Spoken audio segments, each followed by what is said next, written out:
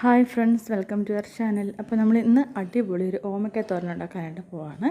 അതിന് വേണ്ടിയിട്ടുള്ള ഇൻഗ്രീഡിയൻസ് എന്തൊക്കെയാണെന്ന് പറയാം. നന്നായിട്ട് കൊത്തി അരിഞ്ഞ ഓമയ്ക്ക വേണം.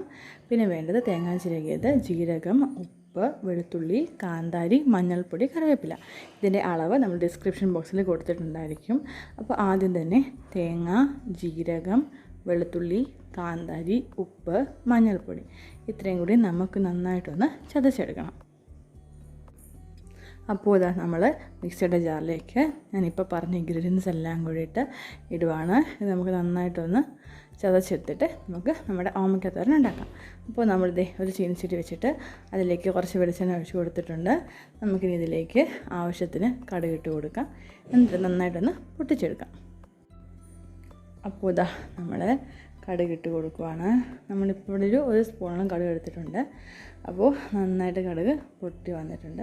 നമുക്കിനി ഇതിലേക്ക് അരി ഇട്ട് കൊടുക്കാം. നമ്മൾ ചോറ് വെക്കുന്ന അരിയിൽ അതിട്ട് കൊടുത്താൽ മതി. അതും കൂടി ഇട്ട് കൊടുത്ത് നന്നായിട്ടൊന്ന് മൂപ്പിച്ചെടുക്കണം. നമ്മുടെ അരി നന്നായിട്ട് മുരിഞ്ഞ് വരുന്നുണ്ട്. നമുക്കിനി ഇതിലേക്ക് നമ്മൾ കൊത്തി അരിഞ്ഞ് വെച്ചിരിക്കുന്ന ഓമയ്ക്കയില്ലേ അത് നമുക്ക് ഇതിലേക്ക് ഇട്ട് കൊടുക്കാം. അപ്പോൾ ഇതാ നമ്മൾ നമ്മുടെ ഓമയ്ക്ക ഇതിലേക്ക് ഇട്ട് കൊടുത്തു. അതിനുശേഷം നമ്മൾ നന്നായിട്ടൊന്ന് ഇത് യോജിപ്പിക്കുകയാണ്. അതിനുശേഷം നമുക്കിതിലേക്ക് നമ്മളെടുത്ത് വെച്ചിരിക്കുന്ന കറിവേപ്പില കൂടി ചേർത്ത് കൊടുക്കാം. അപ്പോൾ ഇതാ നമ്മുടെ കറിവേപ്പില കൂടി ഇതിലേക്ക് ചേർത്ത് കൊടുക്കുകയാണ്. നമ്മളൊരു തണ്ട് കറിവേപ്പില എടുത്തിട്ടുണ്ട്. ഇത് പെട്ടെന്ന് ഉണ്ടാക്കാൻ പറ്റിയൊരു തോരനാണ്. നമുക്കപ്പോൾ ഇതിലേക്ക് നമ്മൾ ചതച്ച് വെച്ചിരിക്കുന്ന തേങ്ങയില്ലേ അതും കൂടി ഇതിലേക്ക് ഇട്ട് കൊടുത്തതിന് ശേഷം നമുക്ക് നന്നായിട്ടൊന്ന് ഇളക്കി നമുക്കൊന്ന് അടച്ച് വെച്ച് വേവിച്ചെടുക്കണം. ഏകദേശം ഒരു 6-7 മിനിറ്റോളം വേവിച്ചാൽ മതി, ലോ ഫ്ലെയിമിൽ. ഇത് നമ്മൾ ചെയ്യുന്ന സമയത്ത് നമ്മൾ ഈ തോരൻ്റെ ഈ ഇതില്ലേ ഇതെല്ലാം കൂടി നടുക്കോട്ട് കൂട്ടി വെച്ചതിന് ശേഷം വേണം നന്നായിട്ട് അടച്ച് വെച്ച് വേവിക്കാനായിട്ട്. അപ്പോൾ ഇതാ നമ്മൾ നന്നായിട്ട് അടച്ച് വെച്ചു. നന്നായിട്ട് വെന്ത് വന്നിട്ടുണ്ട്.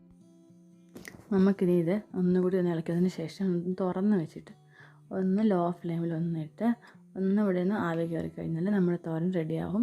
ഇത് നമുക്ക് ജസ്റ്റ് ഒരു 10 മിനിറ്റ് കൊണ്ട് നമുക്ക് ഉണ്ടാകാൻ പറ്റും. വളരെ സിമ്പിളായിട്ടുള്ളൊരു തോരനാണ്, വളരെ ടേസ്റ്റി ആയിട്ടുള്ളൊരു തോരനാണിത്. അപ്പോൾ നമ്മുടെ തോരൻ റെഡിയായി.